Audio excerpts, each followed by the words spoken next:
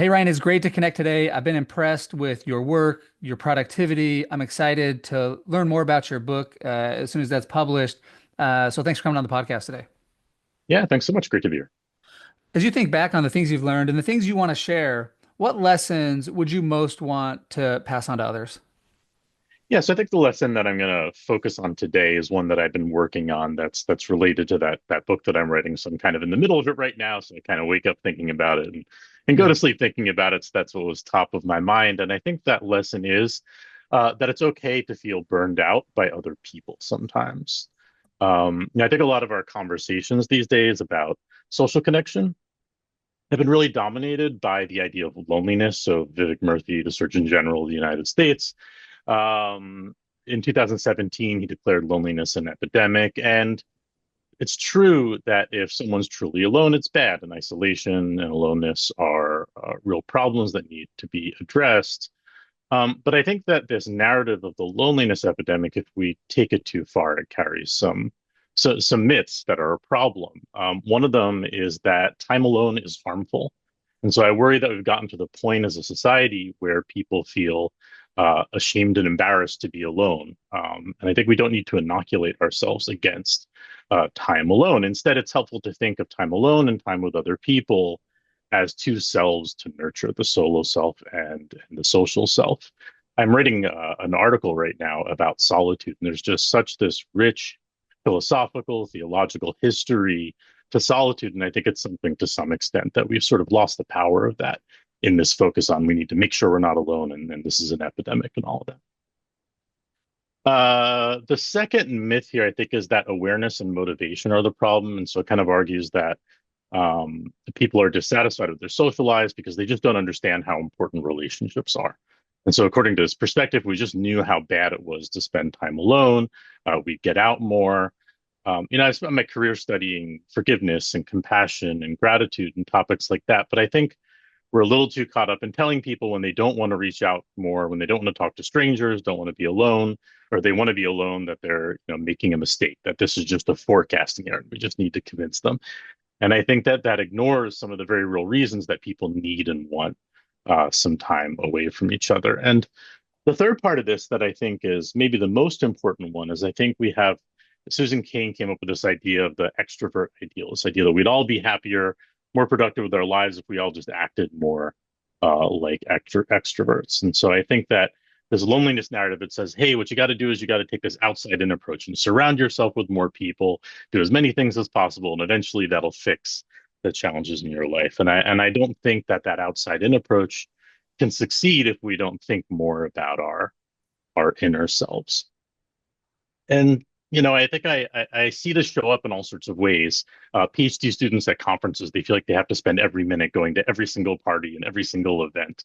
Or talking to my MBA students, they feel like if they don't join every single club, then somehow they're missing out on something. And I think that this is a real problem. I mean, people are getting really burned out with their relationships. 72% of parents say they're constantly stressed. 75% say they're too busy to enjoy their lives. When workers quit, 57% say it's because the relationships are too much. And so I think what we need to focus on more is what I'm thinking of as social sustainability. So instead of thinking we need to do more and more and more and not be lonely, we need to think, all right, well, how can I think about my relationships, the connections in my life, and my time alone in a way that's sustainable and energy positive? Really interesting. One of the ideas that I'm kind of most intrigued by, and an area where I think we have such a hard time as a society kind of finding the right balance, is balance. Like we learn Yeah. something and it's like we just push it to the nth degree. And so I love this idea because there's so much talk, as you say, about don't be alone, loneliness is bad. You push it to the nth degree and now you're burnt out. One of the things that I was thinking about too, as you're talking about these myths, is it's it's so hard to be alone now because even when we are quote unquote alone, we typically have our phones with us, and so we are texting, scanning, scrolling, and like yeah, we're alone, but even that doesn't even really count as alone time compared to what alone time used to be. Right, exactly. And so we have our time alone and our time with other people get so frayed and get so distracted and get so tiring. And we're always thinking about other things we could be doing. And I think that's why the sum total of that we end up with, if you look at our emotions, so much anger, so much kind of anxiety. We're trusting each other less than we used to. Just kind of all of these challenges bubble up because we're just having such a hard time, again, cultivating those two sides of ourselves and saying, hey, let's take my time alone seriously. How can I cultivate that in a way that's energizing? And let me take my time with other people, cultivate that in a way that's energizing, but focus above all on what's sustainable and how do I make all of this energizing and meaningful to me. Okay, so a couple questions.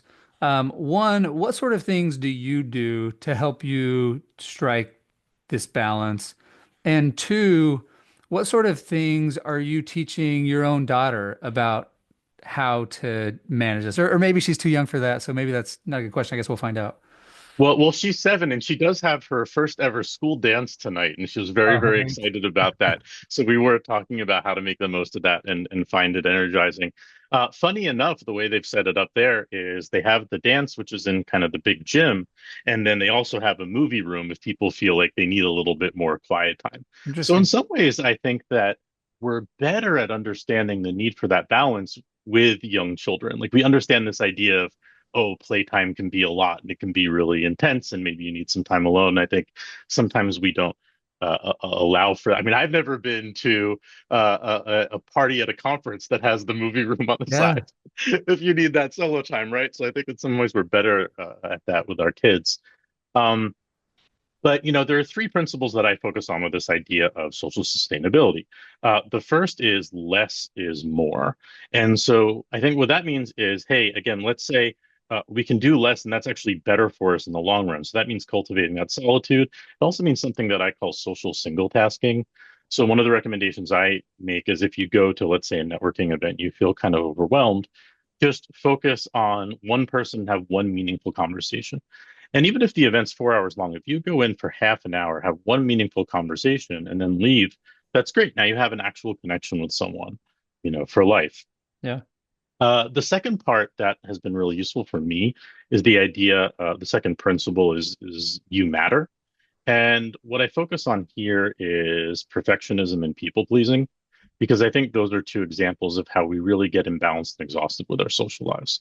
So if we're trying to be a perfectionist in all of our social interactions, we feel like we have to get everything right.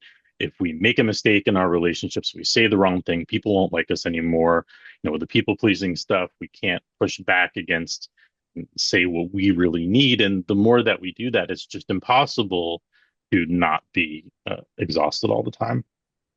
And then the third principle is invest wisely. And I think what that means is, well, you have to think about what would be energizing for me in the relationships, the ones that I already have. So things like cultivating curiosity, adventure, trying to learn new things about people, making sure you're doing things that are actually energizing for you, and also pushing back against positivity pressures so that your relationships can also allow you to deal with the challenges in your life. Okay, so as you think about these three principles, do you have an experience yourself trying to apply these?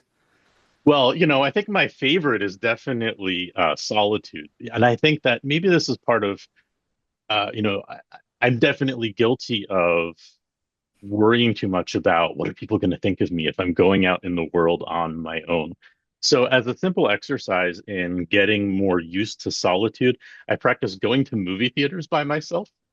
And I told my MBA class this a few weeks ago, and people were like, no, you can't possibly do that. What are people going to think? And when I first started doing it, I said, "What are people gonna think? Yeah. Someone's gonna jump up and point at me and say, 'Look at that person! What are they doing? What could possibly be going on there?'"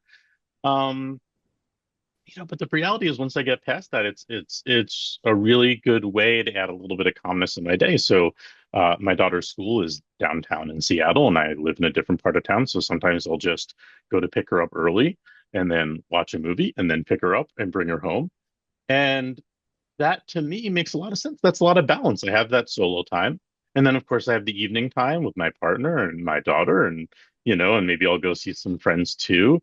Um, and I take it a little bit further where I even took a trip to by myself Mm. to another city. And I said, okay, I'm just going to really try to practice solitude and see what it feels like. And it is so difficult to really get into it, to go to a restaurant with a book and just be there on your own and just be okay with that.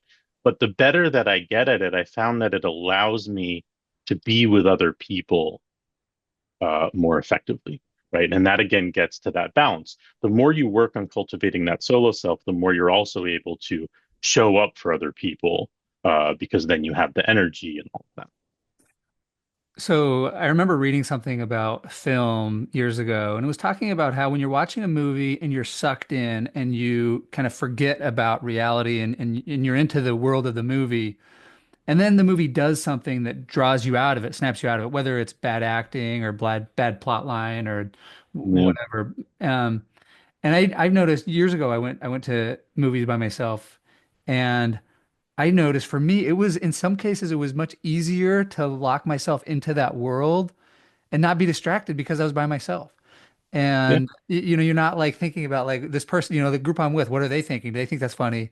You're just by yourself, right? And so you're able to lock in a little more. And then the last thing I was thinking is, if you were to tell somebody, like if you were like designing humans and you're like, okay, every day for a third of their life, they're just going to be basically unconscious, prone to all sorts of like dangers. Is that a good idea? Or even if you wanted to be super productive, it's like, should you just not do anything for 8 hours a day and just sleep? And it's like, well, no, like, we need to be active and busy. But obviously, the sleep recharges us. And I just feel like so much of this solitude that you're talking about, I feel like with that balance, it does recharge us. Like I mean, I guess to your point, your main point, right? If we're always with people, if we're always connected, we burn out. yeah. And I think part of the lesson here is that people have different set points, and sometimes I worry when I read books about friendship or social connection is that it's extroverts just telling the world that everybody else would be happy if they acted more like extroverts.